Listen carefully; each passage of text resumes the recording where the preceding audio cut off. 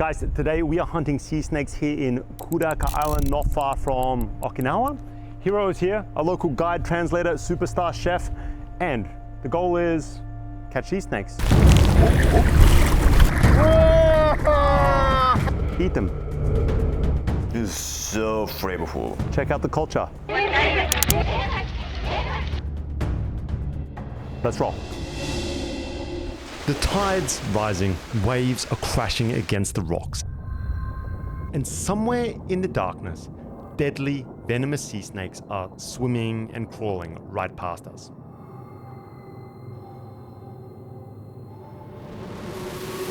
Alright guys, we are here with Nichime-san. Here's our local guide, snake hunter.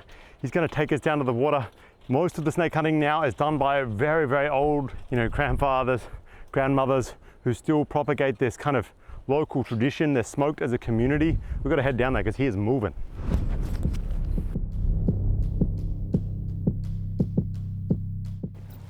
Before we go down, he adjusts his basic wetsuit, splashes himself with holy water. Holy from the ball. Wow. I heard this is like a really spiritual island. How does he find the snakes? 西野さん、これヘビはどうやって見つけるんですか？ He knows where they are. Where they are. He knows it. And how can he find them if he's not, he told us he's not going to use much light, or he can't, or they get scared. He can just feel it, that's what he said. He feels- feels it. He feels it and just grab it with a minimum light. Wow. And guys, these things are highly poisonous, one of the most poisonous snakes that you can find. However, when we asked earlier if he's afraid to be bitten, he just simply said that the venomous fangs are towards the back of their mouth, so hopefully you just get bitten by the front of it. That's a real man.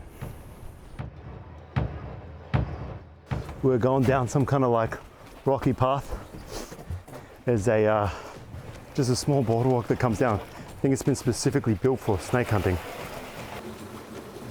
Nichi-san moves like he's done this 1,000 times, probably because he has. This, he tells us, is where the sea snakes come to rest. And when I say tiny, I mean tiny. He's taken us to a slightly larger cave so that we're able to film. But even then, he's kind of squeezing into the cracks as the tide comes in.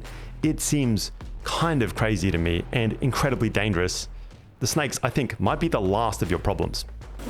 One wrong move, a moment of panic, a shift in the rocks, and you could easily get stuck in these underwater caves, and that's it. The rising tide, it would do the rest. It's the kind of thing that makes you want to hold your breath just watching. All right, guys, so here's the general process. We sort of camped out inside this little crevice in the rocks here. It's crazy. It's just pitch dark right on the ocean side. And essentially we're just waiting for the snake. Yeah, it's too bright. Okay, we're going to turn it off real quick. Nichi-san is pretty skeptical about the conditions, but in the complete darkness, he suddenly springs to action. There's a splash, some quick movement. His flashlight quickly clicks on, and in his hands is a writhing sea snake. Wow. Whoa. Whoa. He quickly secures it in a bag, one down, and the night is just getting started. We have been here maybe 5 minutes. All right, guys, now that the tide is coming in at a decent clip, we are moving back to a separate spot. And it seems like the plan here is that we're gonna just jump between 2 or 3 known snake caves and just wait for them, feel them out with your hands, pray that if they bite you, they don't use the back teeth. That's the game plan. This spot, you can mainly find the male one. Yeah. And usually male one is smaller. So they sort of prefer the females. Exactly, because it's bigger. And they have eggs. Exactly, more energy. More energy. All right, so the new location is kind of like this large rock wall. We've got one of the main towns in Okinawa in the background. Nichi-san shows us his second technique. With just the flashlight clenched between his teeth, he free dives along this wall, reaching into the crevices where he believes snakes will be hiding or camping out for the night. It is absolutely wild. It's pitch black. This water is crystal clear. He saw a lobster, left that thing, not interested at all. Snakes, that is what we're after. Deliberately reaching your hand into a dark rocky hole that you're hoping holds a highly venomous sea snake is kind of terrifying. All right, so guys, it is crazy just how much sort of darkness he needs in the water right there. We're having to sort of step well away from the shore side to get this footage here. It is necessary to have almost complete 100% darkness.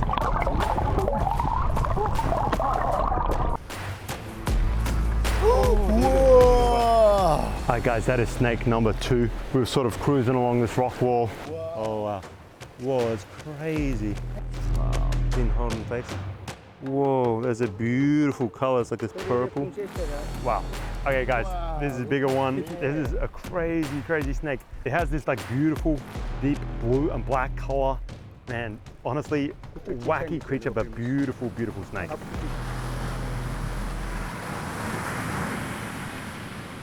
Hey, here, how old do you reckon this guy is? Guys, he's 73. That's incredible. Have you ever seen a more badass grandfather than that? That's insane. Honestly, makes us Australians look like complete pussies. You seem like mommy. But what happens next is just kind of mind-blowing to me. He starts pulling out snakes left and right. It's like he's picking them off trees. Every few minutes, he's scampering up the rocks with another catch, tossing it into the bag, and then diving back into the water. It's this combination of calm but slippery seas, sharp rocks, venomous sea snakes that would make most people think twice. But Nishi-san, at his incredible age, moves through it all with the calmness of someone who's just taking an evening stroll. Alright guys, the storm just came out of absolutely nowhere. We're trying to like quickly scramble to get on some temporary raincoats. It does not bother Nishi-san at all. He is right back in the water.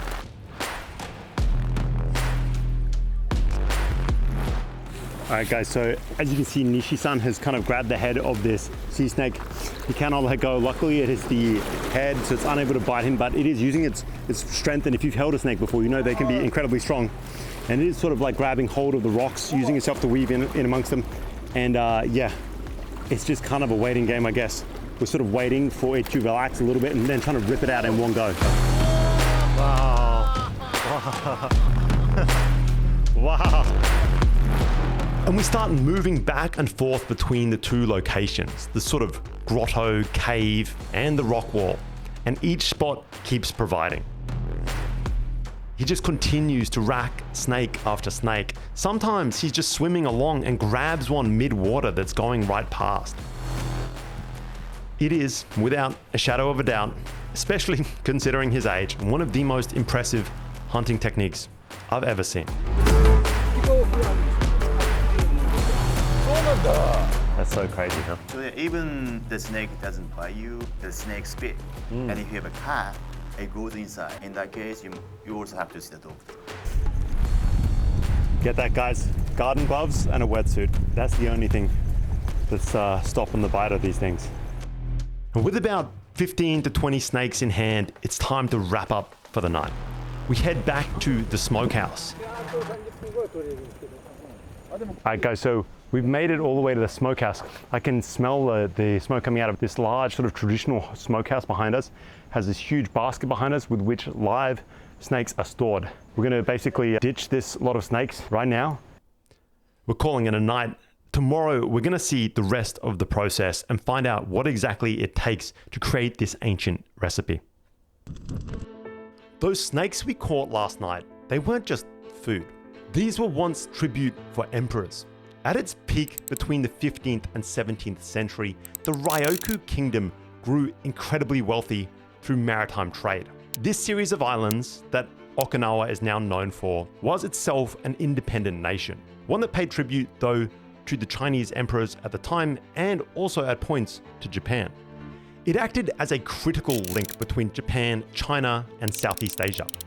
The sea snakes were among their most prized diplomatic gifts to the Ming and Qing dynasties. They fetched ridiculous sums of money all across Asia, and they helped maintain a vital tributary relationship that brought prosperity to these islands and maintained their independence and its culture. In Ryoku tradition, sea snakes were powerful symbols of vitality, health, and protection. Snake meat, particularly sea snake soup, wasn't just a delicacy, it was considered an elixir for longevity and vitality. Villagers here revered them as deities, they built shrines in their honors, And given Okinawa's famous reputation for long life, in the Chinese imperial courts at the time, they could command prices that rivaled gold, their labor-intensive preparation, making them even more precious. You weren't just buying a meal, you were buying your health, your prosperity. It was the most miraculous medicine of the time. And it is remarkable to me, or perhaps just telling of how sacred and important these snakes were, that this is one of the last traditions to survive from that era. That really shows you the ancient Ryukyu Okinawan culture. It survived through many centuries on an island with just an incredibly tumultuous past. The Satsuma invasion of 1609, the forced annexation by Japan in 1879, the Battle of Okinawa during World War II, 1945, and the decades of American occupation, assimilation that kind of followed. And while almost every other traditional Ryukyu practice has kind of faded away, this one, it has somehow endured, and I think that's telling. But for how much longer? With only 6 or 7 elderly hunters remaining, and no young apprentices stepping forward, we might be witnessing the final generation of a tradition that stretches back to the time of kings. As Nichi-san tells me, their search for someone to continue this tradition is kind of coming up blank. I realize we could be watching the last chapter of a story that's been unfolding for half a millennium. The next morning, we return to the smokehouse and we find the remaining snake crew already beginning their work. Good morning, people. It is time for some sea snake smoking. There is an incredibly detailed process. Behind me is the large smokehouse. This is where everything goes down. Sea snakes are processed 180 at a time. This whole practice realistically is part of like almost a religion, a spiritual belief here in Okinawa. Inside that smokehouse is considered sacred. We're not able to see the inner workings, but that's fine because the processing really happens out here. The process works kind of like this. Most of them are stretched out head to tail in a straight line. They sort of tie the head and the tail. And then others are formed into spirals, making them easier to pack and to transport. Both of these methods are smoked for the same amount of time. It is roughly around 2 weeks, but again, it really depends upon how many snakes or how quickly they're catching those 190 snake waves. And if you think that's a long time to be smoking, you're correct. When they emerge from these smokehouses, they are unrecognizable from the kind of slick, kind of beautiful creatures that we caught last night. Gone are those beautiful blue and brown patterns. They are now thick with soot. Alright guys, so this is basically what is left after a week of smoking. We have like an incredibly hard snake stick. It's crazy light now as well, like holding these snakes last night whilst they were still alive. There's a fair bit of weight, but obviously a lot of the water has been drained out of them. But it has this kind of like thick layer, obviously, of sort of soot from the fire all over the snake. And that's not going to impart any kind of flavor. So we're scrubbing them down to remove any of that. We watch as the hunters break down the snake. The process is deceptively simple. They scrub each one vigorously, removing layers of soot and revealing a gleaming black surface underneath. You're not after the residue that is left on the outside of the snake within your food. What you want is that flavor that is infused within it, and the preservation. These things would have been shipped across vast distances to pay tribute. So there's really very little, if any, moisture remaining within them. And you've probably heard Okinawa is one of the world's famous blue zones, regions where people frequently live to just incredible ages. And the stats are kind of mind-blowing. Okinawan women live longer than any other women on Earth. Heart disease rates are 80% lower than they are in the West. Cancer rates 50 to 80% lower than in America. And there's significantly lower dementia rates even at those old ages. They have around 39 centurions per 100,000 people compared to just 1 or 2 in the US. And this is put down to all kinds of reasons. But my bro science theory is this. A few things stand out to me after my experience in Okinawa.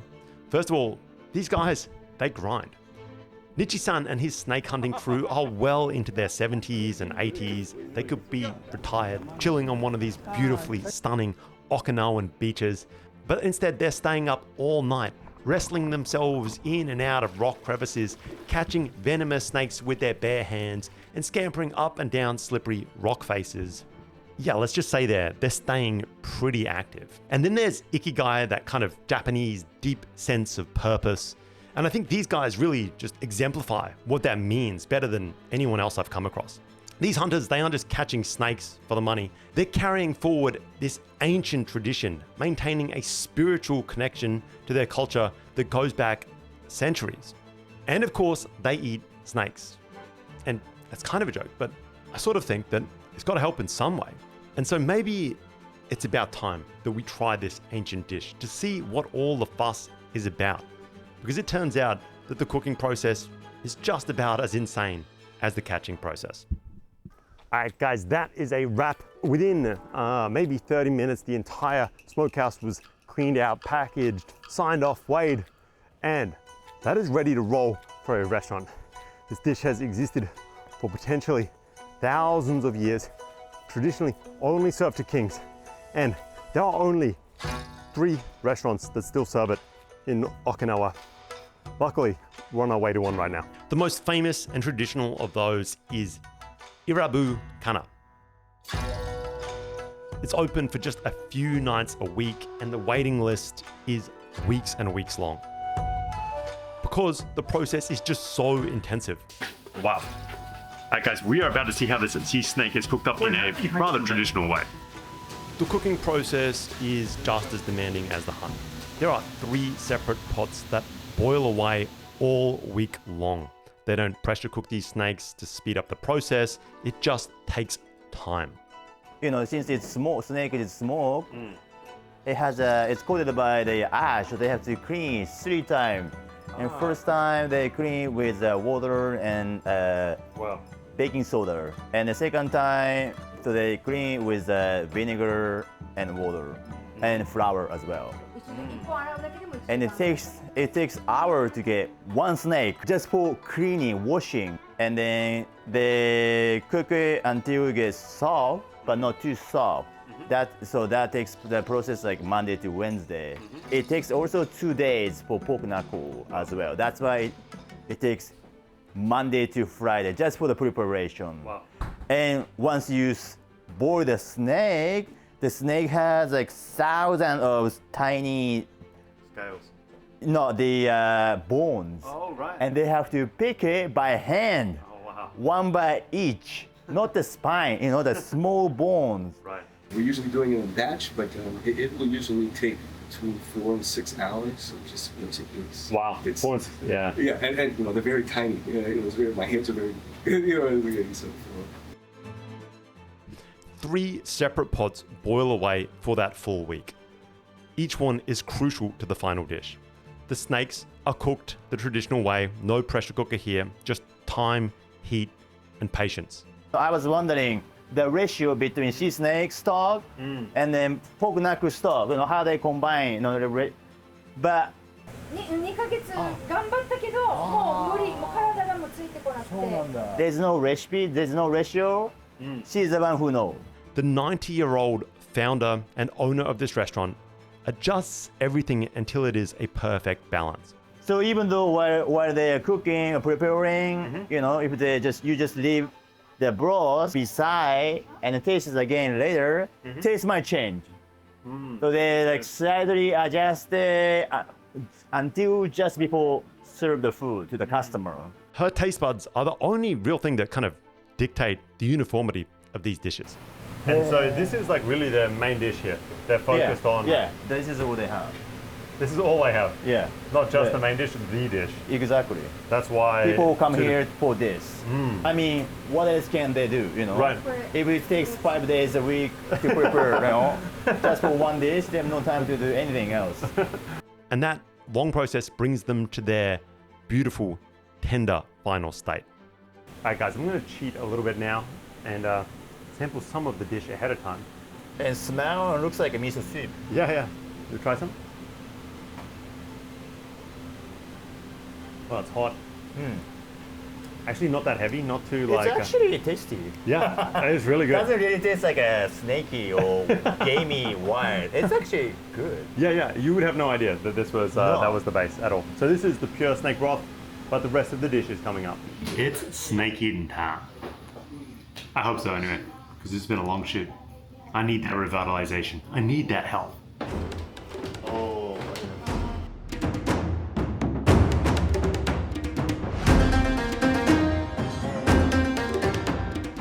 Hey, so Hiro, you are a Japanese chef. I am actually, yes. But have you eaten this before? This is my first time. Like I never had like even snake, not just sea snake. But you live in Okinawa. I do, yeah.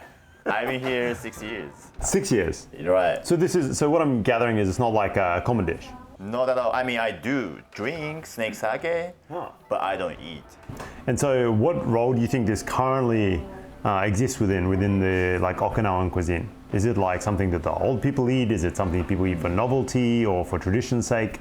Or what's the deal? I think this kind of culture is kind of like not disappearing, but it's not popular anymore. So this is not sort of food. It's more like a medicine, right? So the chef was talking about us. Today we had a lady. She was crying because she couldn't sweat for a while, and once she had this dish, she was sweating like a waterfall, and she was like so amazed, Hey, I totally forgot the order.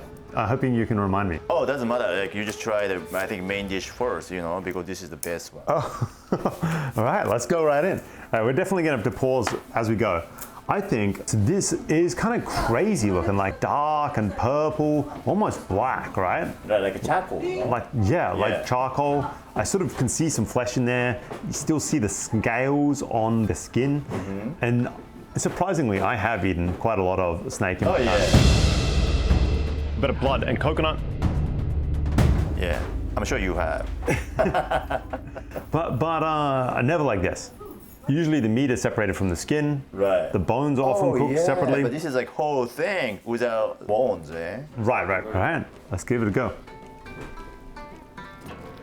It's smoky. That's the main flavor I'm getting, which makes sense. And it's almost powdery, like the flesh. To me, it's not like a jerky or something like that at all. No. It kind of really breaks apart, flaky, Right. almost like a fish. Honestly, for something that's been smoked for 7 days, still remarkably, I don't know if tender's the word, but That's true, yeah. Edible, right? It's not like dry like wood. especially, yeah, because when you pick it up, Right? it's like a baseball bat. Yeah, you can hit the ball. Right. But I guess it's been cooking for a whole week as well to kind of like re-tenderize it. It's funny because like I do taste the smoke flavor, but it's surprising to me how subtle it is. Nothing like smoky. And yeah, miso flavor. And also the flavor of kelp. It's really balanced. It's obviously pretty salty, like a lot of umami flavor. It's really good in general. But again, I think anybody could eat that. It's not like a crazy off-putting, out there taste. This is medicine. I think we can get down with it. Totally, yeah. Yeah, man. In general, it's just really, really good. And when I finally taste it, I can't help but reflect on this just incredible journey that these sea snakes have taken. From being caught by hand in dangerous rock grottos at night, smoked for weeks, hand cleaned, and then subject to this week-long cooking process, all for a single bowl of soup.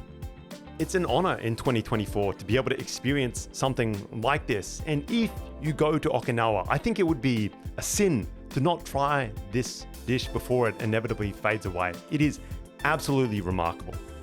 I don't think I've ever eaten anything that requires this much work and expertise at every step. Check it out. It is well worth the trip. If you want to try this out, please hit up Hiro in the links in the description below. You will not regret it. You can book him through Buy Food, just an amazing booking platform that this entire trip in Japan would not have been possible without.